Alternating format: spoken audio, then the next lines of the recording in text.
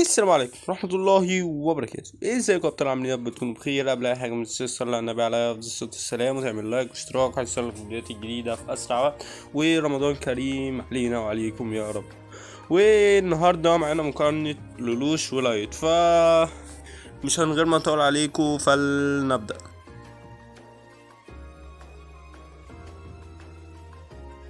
وقصة الملوش اللي هو كان أمير بريطانيا، وأخته ناتالي اللي فقدت نظرها بعد ما ماتت أمها بقى قدام عينيها. وكانوا هما الاتنين أصلا من 11 اللي هي في اليابان، واللي احتلتها طبعا القوى العظمى البريطانية. وهتعرفوا بعدين إن ملك بريطانيا هو أصلا والد لولوش.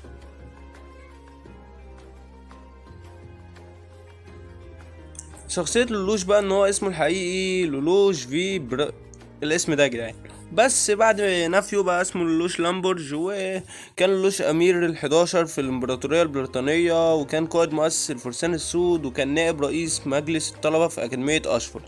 وكان بيكره بريطانيا وعايز ينتقم منهم عشان خاطر امه. وكان لولوش شخصية ذكية قوي، يعني وكان حريف بقى في لعب الشطرنج. وكان لولوش شاب وسيم وبشعر اسود وعيون بنفسجية ورثها من امه.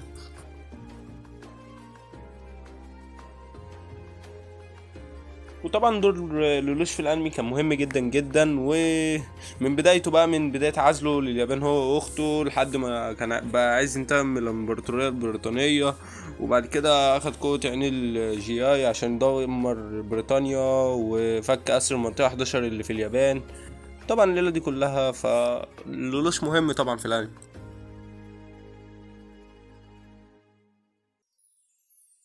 ومميزات لولوش ان هو كان ذكي وهادي ومتطور، وكمان شخص مسؤول وعنده طموح، واتعرف بشخصيته الراقية، فاهم؟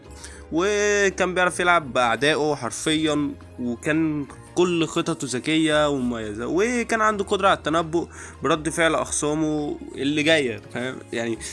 انا قاعد اهو، انا عارف انت هتعمل ايه، تخيل بقى. وكان بيعرف يقنع الناس لدرجة كبيرة جدا، وكمان بقى عنده القدرة على التحكم في أقسامه، وده اداله أفضلية أكبر في الحروب والمعارك.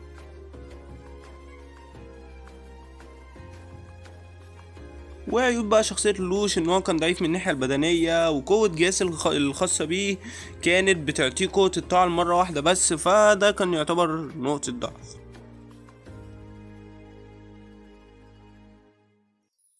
ونخش بقى على المقولات. والصراحة أنا حابب الفقرة دي، واللي هي أول مقولة للوش اللي قال فيها: إذا كان الملك لا يتحرك فكيف له أن يتوقع من أتباعه اللحاق به. وتاني مقولة اللي هي: إذا كان القوي هي العدالة فهل الضعف هو جريمة.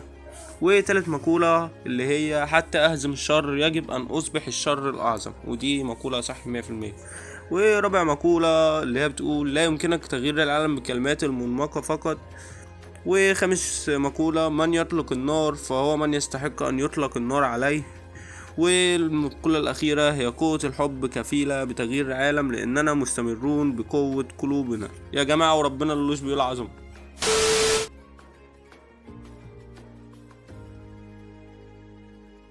وين بقى نخش على لايت طبعا قصة الانمي بتاعته كانت بتدور عن شاب في سن المراهقة في مدرسة ثانوي، وهو ماشي في الحوش بتاع المدرسة بتاعه بيلاقي مذكرة في الارض اسمها مذكرة الموت اللي هي ديس نوت. وبيبدأ بقى في قراية القوانين، وبدأ ان هو يعرف قوتها منين ومنين جت المذكرة دي، وان هو بقى لو كتب اسم حد في المذكرة هيموت في الحال يعني.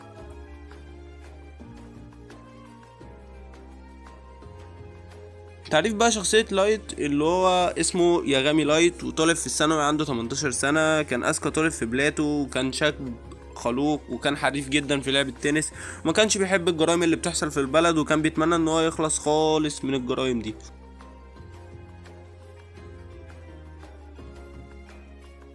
لايت بقى كان الشخصية الأساسية والمحورية في الأنمي، من كرهه للجرائم اللي بتحصل في بلده اللي كان نفسه يوقفها لما بيلاقي مذكرات الموت اللي هي الديث نوت، وبدأ بقى يستعملها في قتل المجرمين ويخلص منهم. بس ده طبعا جه عليه بالعكس، ده الكلام ده كله تعرفوه لما تتفرجوا على الأنمي.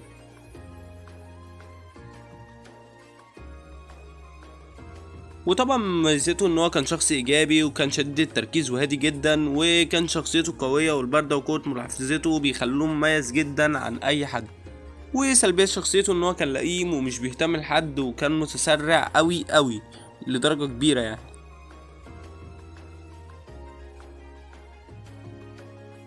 والفقرة اللي بحبها وهي مقولات لايت: لا يمكنك الفوز ابدا عندما تكون في وضع الدفاع، للفوز عليك ان تهاجم. والله العظيم بتقول حكم. انظر حولك وكل ما تراه هو اشخاص سيكون العالم افضل بدونهم. والله بيتكلم صح. لا يوجد انسان لم يكذب قط، لا احد يستطيع ان يكون كاملا، الجميع يكذبون. في هذا العالم هناك عدد قليل جدا ممن يكون حقا في بعضهم البعض. والله العظيم الراجل ده بيقول صح، كلام صح الصح يعني. القليل من الملل يمكن ان يصبح شيئا خطيرا. حصل جدا. هذا العالم فاسد، يجب ان يموت الفاسد لتطهير هذا العالم. هو حصل.